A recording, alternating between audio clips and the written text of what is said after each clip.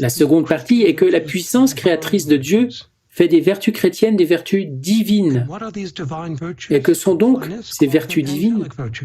Saint Thomas d'Aquin les appelle des vertus angéliques. Ces vertus divines peuvent être exercées en toutes circonstances et en tout lieu, même lorsqu'une personne est en train de dormir. Pourquoi? Comment cela est-il possible? Si les vertus chrétiennes ne peuvent être exercées que par l'exercice délibéré et consciencieux de l'intellect, de la mémoire et de la volonté, comment l'âme peut-elle, pendant le sommeil, exercer ces vertus? Parce que celles-ci ne sont pas seulement chrétiennes, mais elles sont maintenant divines. C'est-à-dire que la puissance créatrice de Dieu opère en nous, même lorsque nous dormons. C'est le fruit du don de la vie dans la divine volonté que les saints n'ont pas expérimenté avant Louisa. Les saints exerçaient les vertus chrétiennes. Maintenant, Dieu nous restitue, en plus des vertus chrétiennes, que nous n'avons jamais perdues, il ajoute à ces vertus chrétiennes une qualité supérieure, les vertus exercées par Adam et Ève en Éden avant la chute, les vertus dites divines ou angéliques, qui peuvent maintenant être exercées en toutes circonstances et en tout lieu et de façon continue, à condition que l'âme soit en état de grâce et qu'elle vive dans la divine volonté de Dieu. Jésus dit à Louisa dans le volume 11, le 25 septembre 1913, « Ma fille, je devais rendre la sainteté facile et accessible à tous, en toutes conditions, en toutes circonstances et en tout lieu, à moins, bien sûr, que l'âme ne le veuille pas. » Et il lui dit la même chose dans le volume 28, le 4 juillet 1930. Beaucoup d'entre nous, nous désirons ce don par toute notre vie, de tout notre cœur, notre esprit, notre corps, notre âme, et de toute notre force, comme il se doit. Mais certains d'entre nous ont tendance à minimiser l'importance des vertus chrétiennes. Alors Jésus a dû, même à Louisa, lui rappeler l'importance d'exercer les vertus chrétiennes.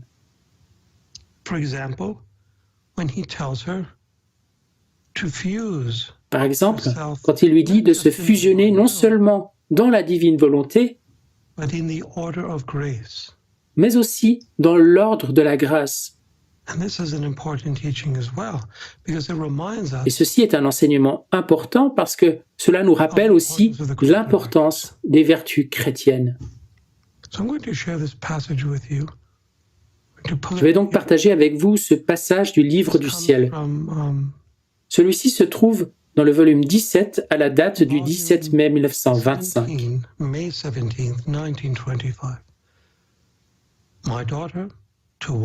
Ma fille, en plus de ce que tu as dit sur le fait de te fusionner dans ma volonté, un autre appel doit être ajouté qui est celui de te fusionner dans l'ordre de la grâce. Pourquoi Jésus dit-il à Louisa qu'en plus de se fusionner dans sa volonté, elle ne doit pas oublier de se fusionner dans l'ordre de la grâce? Parce qu'il ne peut y avoir de don de la vie dans la divine volonté sans l'exercice des vertus chrétiennes dans l'ordre de la grâce.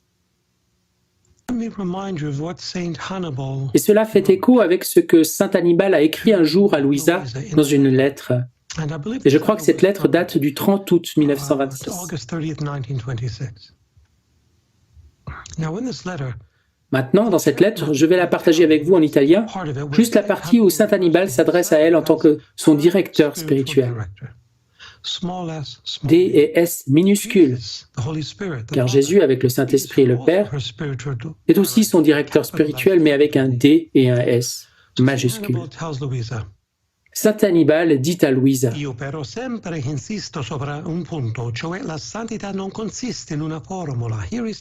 voici ce qu'il lui dit. Je dois cependant toujours insister sur ce point, c'est que la sainteté ne consiste pas en une formule.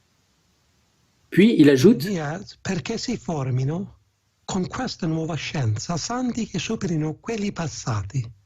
bisogna che i nuovi santi abbiano pure tutte le virtù in grado eroico dei santi antichi,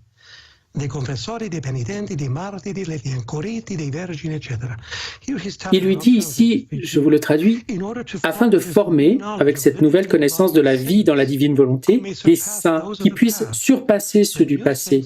Les nouveaux saints doivent aussi avoir, et à un degré héroïque, toutes les vertus des saints anciens, des confesseurs, des pénitents, des martyrs, des vierges, des anachorètes, etc. Laissez-moi vous répéter cela. Saint Hannibal dit à Louisa, « Je dois cependant insister sur ce point que la sainteté ne consiste pas en une formule. Afin de former, avec cette nouvelle connaissance de la vie dans la divine volonté, des saints qui puissent surpasser ceux du passé, les nouveaux saints doivent aussi avoir toutes les vertus et à un degré héroïque. » Maintenant, pour souligner davantage cette vérité que saint Hannibal enseigne, certaines personnes peuvent penser « c'est l'opinion d'Hannibal, peut-être qu'il avait tort ».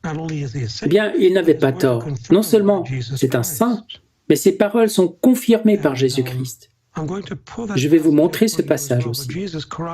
Jésus corrobore avec des mots différents le même enseignement qu'Hannibal vient de partager avec Louisa.